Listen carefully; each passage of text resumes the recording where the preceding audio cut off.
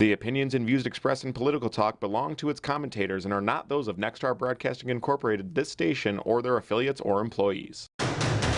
Welcome to this week's edition of Political Talk with Democratic commentator Dora Leland and Republican commentator Tom Santulli. I'm sorry?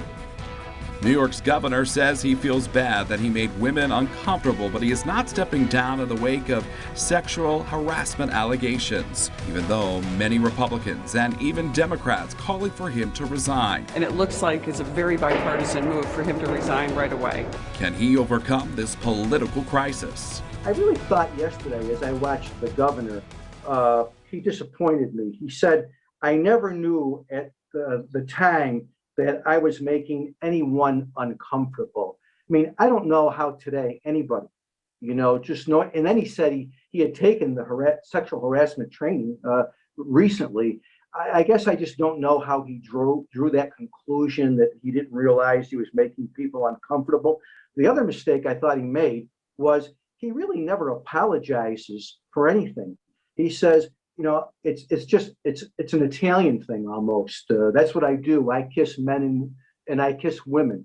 That's all well and good. But in the line of work that I was in, the line of work that he's in, that line of work can't be done anymore. And he's smarter than that. What really astounds me is how much his life has changed in a month. I mean, this is a man who I believe strongly thought he was going to be the Democrat nominee in 2024 for president of the United States. He saw Joe Biden as a one-term person, and he thought that he was perfectly situated to do this.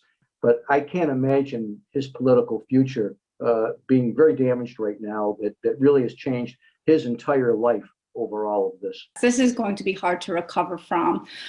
There's already nearly 30 Democrats and Republican lawmakers that are coming together asking for his resignation. Can he survive it? It's going to be a difficult hurdle. His statement, I did watch it. It was disturbing. I think there are several contradictions. He told reporters that he did, like Tom said, he did complete the state-mandated sexual harassment prevention training, yet then he says he had no idea what he did was wrong, that he didn't know it made people uncomfortable. That just doesn't jive, that doesn't make sense. In a statement, he said that he believes a woman has the right to come forward, but then his staff releases Boylan's personnel file, in a sort of retaliation. He says he's never touched anyone inappropriately, yet you have Anna Rush's pictures, with her face in his hands. He says his actions were out of step with the evolving social norms of the time, and he promised to change. But then again, any sexual harassment training would have addressed that. These are grave concerns.